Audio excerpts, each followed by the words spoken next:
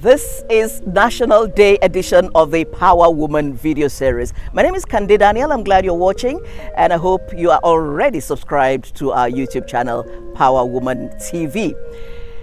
Happy Independence to all Nigerians, wherever you are.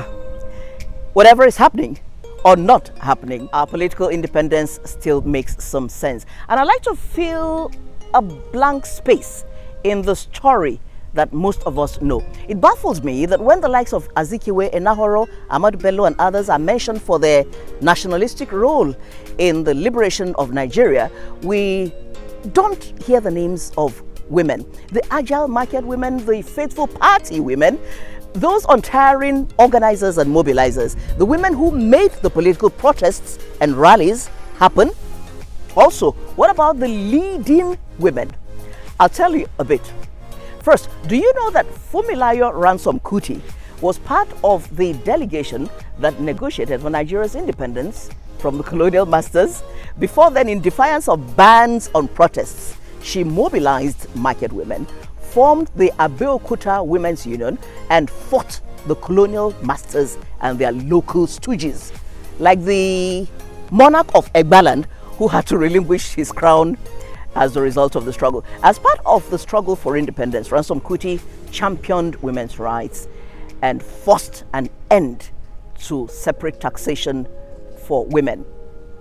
Her younger compatriot from the north, Gambo Sawaba, who became politically active from age 17, was a vocal and opinionated member of the Northern Elements Progressive Union, NEPU. On the platform of NEPU, she successfully carried out radical campaigns for Western education and liberation of Northern women. She fought against underaged marriages, early marriages, and forced labor.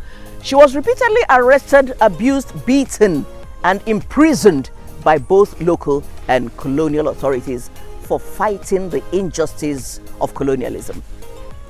Another pre-independence political lioness was Margaret Egbo, who began political activities as early as 1945.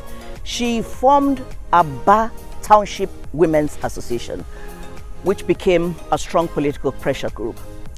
We read that in the early 1950s, when workers at an Enugu coal mine were killed for daring to protest against the wickedness of the white owners of the mine, it was only Egbo, together with Ransome Kuti, that were brave enough to stand up to the white exploiters, leading protests against those killings. Egbo joined the NCNC primarily to fight colonialism, rose to be president of the Women's Wing, got nominated to the Regional House of Chiefs, took part in the Nigerian Constitutional Conference in 1960, and won an election into the Eastern Regional Parliament in 1961.